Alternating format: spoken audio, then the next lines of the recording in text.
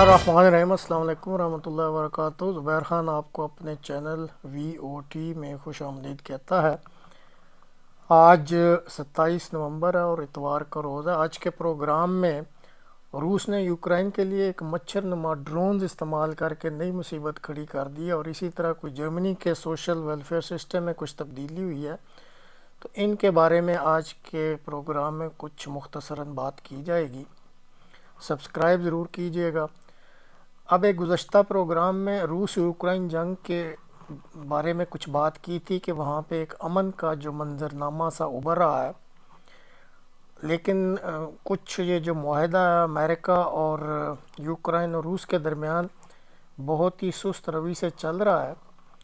तो अगर ये मुआहदा तय नहीं पाता और ये जंग सर्दियों में भी जारी रहती है और मुमकिन तौर पर अगले साल तक जारी चलती रहती है, तो फिर रूस ने मैदान जंग में कामयाबी हासिल करने के लिए ये जो मच्छर नुमा ड्रोन्स हैं, इनको नाम दिया गया मॉस्किटो ड्रोन्स, इसको मैदान जंग में इस्तेमाल करना शुरू कर दिया है। गो अभी ये महदूद पैमाने पर इस्तेमाल कर रहा है, लेकिन किसी वक्त भी इनको बड़ी तादाद में वो इस्तेमाल कर सकता है।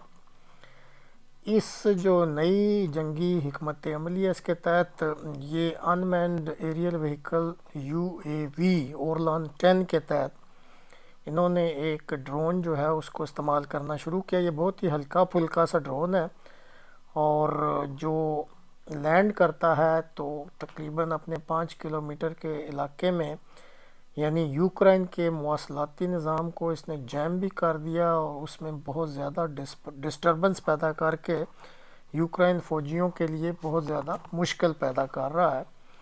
तो इसके बारे में कुछ तफसील है, ये आप एक मुख्तसर सी वीडियो देखते हैं, आपको दिखाता हूँ कि ये किस तरीके से जो है वो ड्रोन काम करता है। ये रशियन फ़ौज के 2 सिपाही जो हैं, ये जो मॉस्किटो ड्रोन है उसको लॉन्चिंग के लिए ज़मीन में नस्ब कर रहे हैं। ये रस्सी जो है ये लॉन्चिंग पैड में बाद में इस्तेमाल होगी। ये एक डिश एंटीना है इसकी डाटा वगैरह कलेक्ट करने के लिए। ये अब आप देख रहे हैं कि ये जो 2 पोर्शन में होता है, फ्यूज़लाज इसको कहते हैं, और विंग्स, दोनों को ये जोड़ रहे हैं जो फ़ौजी हैं, और इसको लॉन्चिंग के लिए ये तैयार किया जा रहा है इस वक्त। अब ये तैयार हो चुका है। इस पे आप ये सब्ज़ रंग में डिश एंटीना भी देख रहे हैं, सिग्नल्स लेने और देने के लिए होते हैं। तो अब ये देखें कि उसको लॉन्चिंग पैड, इसको जो तरीका लॉन्चिंग का होता है इसको कैटापल्ट लॉन्च सिस्टम कहते हैं। एक छोटे से प्लेटफॉर्म चाहिए होता है, उससे ये लॉन्च किया जाता है। ये फील्ड सेंटर है जहाँ से ये कंट्रोल किया जाएगा इसकी फ़्लाइट को। 2 अफराद जो हैं वो फायरिंग के लिए तैयार कर रहे हैं, और इस तरह ये 2 अफराद जो हैं वो कंट्रोल या कमांड सेंटर में बैठ के इसकी फ़्लाइट को कंट्रोल करेंगे। अब ये फायरिंग के लिए तैयार किया जा रहा है और ये देखें ये फायर कर दिया है। इस तरह इस ड्रोन की जो है वो रेंज जो फ़्लाइट की है वो तकरीबन 100 से 110 किलोमीटर तक ये जो है जा सकता है, और ये अब सफ़र कर रहा है। उसके बाद इसको कंट्रोल किया जा रहा है कमांड सेंटर से। जो कोई सिग्नल देना हो या इंस्ट्रक्शंस तो वो यहाँ से इसको दी जाती हैं। उसके बाद आप देखेंगे ये लैंड करता है, तो ये एक पैराशूट के ज़रिए लैंड कराया जाता है ताकि डैमेज ना हो।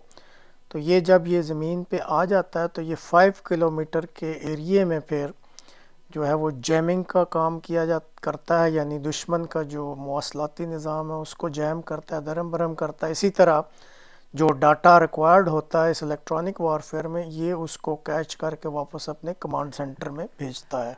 आपने ये छोटी सी या मुख्तसर सी वीडियो देखी और उम्मीद है कुछ समझ आई होगी कि ये जो रूस मच्छर नुमा ड्रोन जो है ये इस्तेमाल कर रहा है कि ये क्या इनके फ़ायदे हैं और ये किस तरीके से इस्तेमाल किया जा रहा है।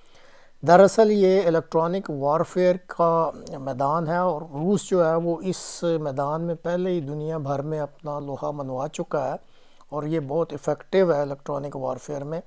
ख़ासकर शाम की जंग के दौरान इस इलेक्ट्रॉनिक वारफेयर की वजह से ही उसने शाम के सदर जो बशर असद साहब थे उनके मुखालफिन को नाकों चने चबवा दिए थे, और उनके ख़िलाफ़ इलेक्ट्रॉनिक वारफेयर की वजह से बहुत बेहतर परफॉर्मेंस करके शाम के सदर की इन्होंने मदद की थी। اب مختصراً بات کرتے ہیں، جیسے شروع میں بتایا تھا کہ جرمنی میں کچھ سوشل یہ جو بینیفٹس ہیں اس میں کچھ ریفارمز کی گئی ہیں۔ تو جو 25 نومبر کی خبریں ہیں جرمنی کی، ان کی خبروں کے مطابق جرمنی کے اب دونوں ایوانوں نے یہ جو برگر گلٹ یہاں ریفارمز کہلاتی ہیں اور سوشل سیکیورٹی پیمنٹس، ان کو منظور کر لیا ہے اور کہا ہے کہ نئے قوانین جو ہیں وہ 1 جنوری 2023 سے لاگو ہوں گے۔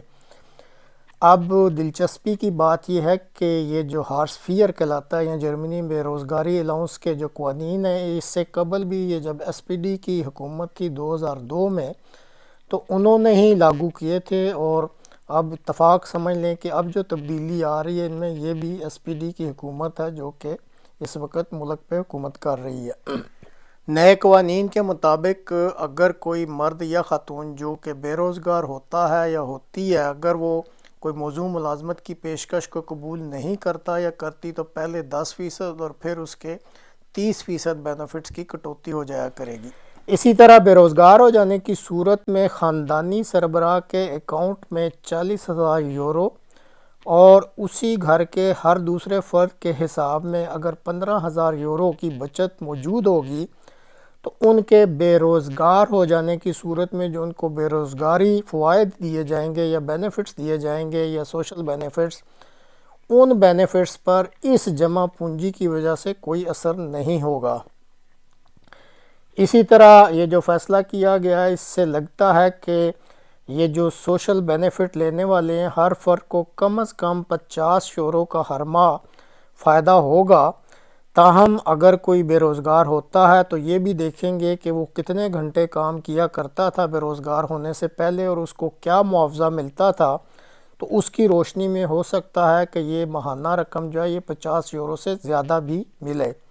بے روزگاروں کی جو حوصلہ افزائی اب کی جائے گی 1 جنوری 2023 سے، کہ وہ لمبی مدت کی ملازمتیں تلاش کر کے اپنی جو کانٹریکٹس ہیں ملازمت کے وہ کریں لمبی مدت کے، اور اگر کوئی بے روزگار لمبی مدت کی ملازمت حاصل کرنے کے لیے کسی قسم کی کوئی مزید تعلیم یا پیشہ ورانہ کورس وغیرہ کرنا چاہتا ہو یا چاہتی ہو اور اس کا متمنی ہو، یا کوئی خاتون اگر متمنی ہو، تو کہتے ہیں کہ اس کو اپنی اس تعلیم کے حصول کے لیے، چاہے وہ پیشہ ورانہ ہے یا دوسری تعلیم ہے، اس کے لیے پھر مالی امداد بھی دی جائے گی۔